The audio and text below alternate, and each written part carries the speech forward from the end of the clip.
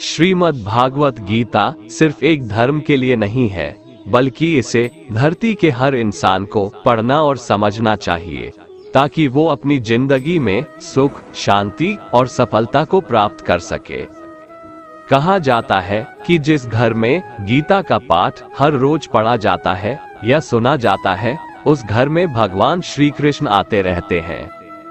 भगवत गीता में कुल 18 अध्याय है और 700 श्लोक है, जिसे सभी के लिए पढ़ पाना थोड़ा मुश्किल है। इसीलिए आज के इस बेहद ही खास वीडियो में हम श्रीमद् भगवत गीता के 18 अध्याय के 121 विचारों के बारे में बात करने वाले हैं, जिन्हें जानकर आप श्रीमद् भगवत गीता का सही मतलब समझ पाएंगे। इसलिए इन विचारों को आप हर रोज सुबह सुने। तो चलिए जानते हैं भगवत गीता के 121 महत्वपूर्ण विचारों को। भगवत गीता का पहला सबसे महत्वपूर्ण उपदेश है, किसी का अच्छा ना कर सको तो बुरा भी मत करना, क्योंकि दुनिया कमजोर है लेकिन दुनिया बनाने वाला नहीं। सत्य कभी दावा नहीं करता कि मैं सत्य हूँ, लेकिन झूठ हमेशा दावा करता है कि सिर्फ मैं ही सत्य हूँ। भगवान श्री कृष्ण कहते हैं, जिस प्रकार प्रकाश की ज्योति अंधेरे में चमकती है, ठीक उसी प्रकार सत्य भी चमकता है। इसलिए मनुष्य को हमेशा सत्य की राह पर चलना चाहिए। जिंदगी में हम कितने सही हैं और कितने गलत हैं, ये केवल दो लोग जानते हैं, एक परमात्मा और दूसरी हमारी अंतरात्मा। मृत्यु एक अटल सत्य है, जिसे कभी बदला नहीं जा सकता है। इस संसार का जब से निर्माण हुआ है, तब से जन्म मृत्यु का चक्र चलता आ रहा है। जिस प्रकार मनुष्य अपने पुराने वस्त्रों को त्याग कर नए वस्त्र धारण करता है, ठीक उसी प्रकार आत्मा पुराने व्यर्थ शरीर को त्याग कर नए शरीर को धारण करती है। ये प्रकृति का नियम है। इस सत्य को स्वीकार करके भयमुक्त होकर आज में जीना चाहिए। ज्ञानी व्यक्ति ना तो मरने वाले का शोक करते हैं और ना ही उनका शोक करते हैं जो अभी जिंदा है, क्योंकि वो जानते हैं जो मर गया वो फिर से जन्म लेगा और जो जिंदा है वो एक दिन जरूर मरेगा। अपने आप को भगवान के प्रति समर्पित कर दो, यही सबसे बड़ा सहारा है। जो कोई भी इस सहारे को पहचान गया है, वो डर, चिंता और दुखों से आजाद रहता है। कर्म ही सबसे बड़ा धर्म है। भगवान श्री कृष्ण गीता में अर्जुन को उपदेश देते हुए कहते हैं, व्यक्ति कर्म करने के लिए ही पैदा हुआ है और बिना कर्म किए कोई रह नहीं सकता। मनुष्य को परिणाम की चिंता किए बिना अपने कर्तव्यों का पालन करना चाहिए। हमेशा अच्छे कर्म करने चाहिए, क्योंकि कर्म वह फसल है जिसे इंसान को हर हाल में काटना ही पड़ता है। मनुष्य जिस रूप में ईश्वर को याद करता है, ईश्वर भी उसे उसी रूप में दर्शन देते हैं। श्री कृष्ण कहते हैं, बुरे कर्म करने वाले सबसे नीच व्यक्ति जो राक्षसी प्रवृत्तियों से जुड़े हुए हैं और जिनकी बुद्धि माया ने हर ली है, वो मेरी पूजा या मुझे पाने का प्रयास नहीं करते। क्रोध मनुष्य को नरक की ओर ले जाने वाला द्वार है। क्रोध करने से व्यक्ति का मन अशांत हो जाता है। वो आवेश में आकर कई बार अपना ही नुकसान कर बैठता है। भगवान श्री कृष्ण कहते हैं, मनुष्य को क्रोध करने से बचना चाहिए। कितना भी गुस्सा आए, स्वयं को शांत रखने का प्रयास करें। सज्जन व्यक्तियों को सदैव अच्छा व्यवहार करना चाहिए, क्योंकि इन्हीं के पद चिन्हों पर सामान्य व्यक्ति अपने रास्ते चुनता है। इस संपूर्ण संसार में कोई भी व्यक्ति महान नहीं जन्मा होता है, बल्कि उसके कर्म उसे महान बनाते हैं। सही कर्म वह नहीं है जिसके परिणाम हमेशा सही हो, अपितु सही कर्म वह है जिसका उद्देश्य कभी गलत ना हो। इंसान हमेशा अपने भाग्य को कोसता है, ये जानते हुए भी कि भाग्य से भी ऊंचा उसका कर्म है जो उसके स्वयं के हाथों में है। इस संसार में आज जो तुम्हारे पास है, कल वो किसी और का था, परसों वो किसी और का होगा। तुम यहाँ खाली हाथ आए थे और खाली हाथ जाओगे। जो बीत गया उस पर दुख क्यों करना, जो है उस पर अहंकार क्यों करना, और जो आने वाला है उसका मोह क्यों करना।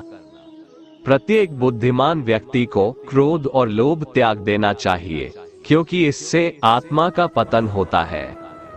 मनुष्य अपने हृदय से जो दान कर सकता है वो अपने हाथों से नहीं कर सकता, और मौन रहकर जो कुछ वो कह सकता है वो शब्दों से नहीं कह सकता।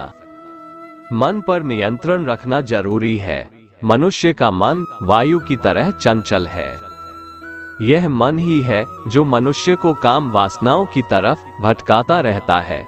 अगर जीवन को सफल बनाना है तो मन पर काबू करना बहुत जरूरी है। मन को वश में करने से दिमाग की शक्ति केंद्रित होती है, जिससे कार्यों में सफलता मिलने लगती है। गीता के अनुसार जिस व्यक्ति ने अपने मन पर काबू पा लिया, वह मन में पैदा होने वाली बेकार की चिंताओं और इच्छाओं से भी दूर रहता है।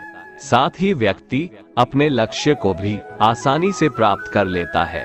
अगर मन को वश में नहीं करोगे तो वह तुम्हारा सबसे बड़ा शत्रु बन जाएगा।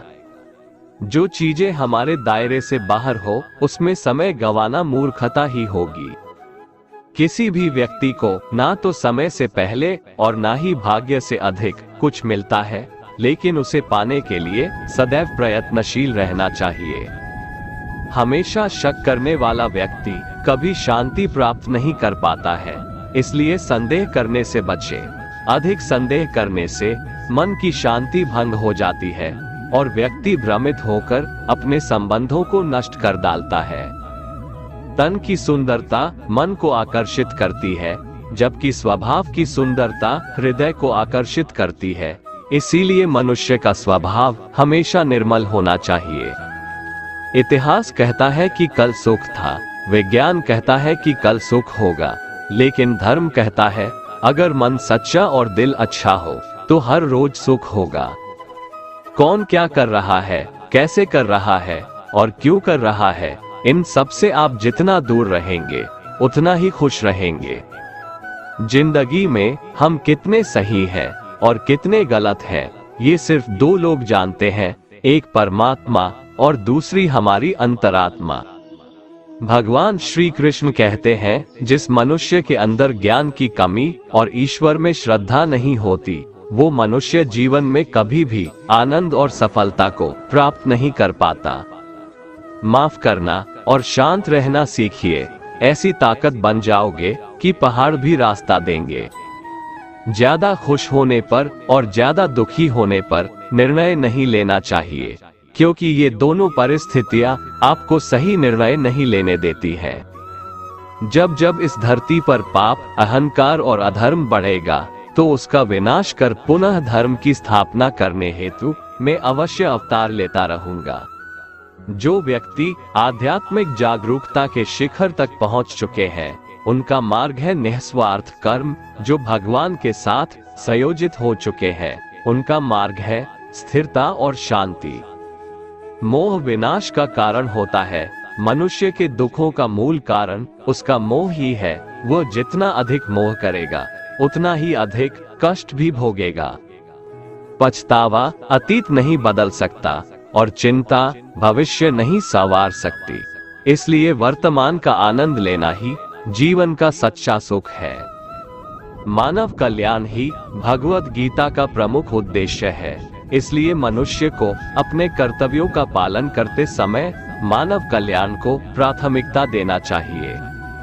हे अर्जुन, वह जो वास्तविकता में मेरे उत्कृष्ट जन्म और गतिविधियों को समझता है, वह शरीर त्यागने के बाद पुनः जन्म नहीं लेता और मेरे परम धाम को प्राप्त होता है।